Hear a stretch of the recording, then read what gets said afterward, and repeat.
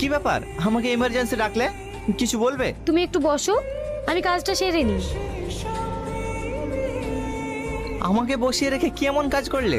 এই ল্যাপটপে আমার সম্বল, এই ল্যাপটপে সবকিছু থাকে। কোন কোন গ্যাংকে আমি ফিনিশ করেছি, কোন গ্যাংয়ের বিরুদ্ধে তদন্ত করছি, কে আমার শত্রু, সবই এই ল্যাপটপে থাকে। আচ্ছা শোনো, তোমাকে যেটার জন্য ডাকা হয়েছে, আজকে তোমাকে একজনের সঙ্গে পরিচয় করিয়ে দিতে চাই। কে সে? আসো আমার সঙ্গে।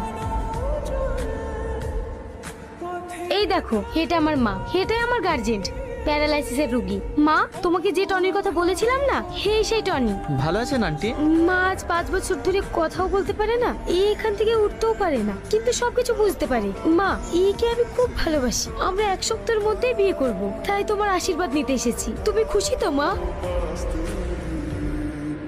টনি, তোদের বাড়ি যে মেয়ে পুলিশটা আসে না, সে মার্ডার হয়ে গেছে, ওই চাতরে মাঠে পড়ে আছে।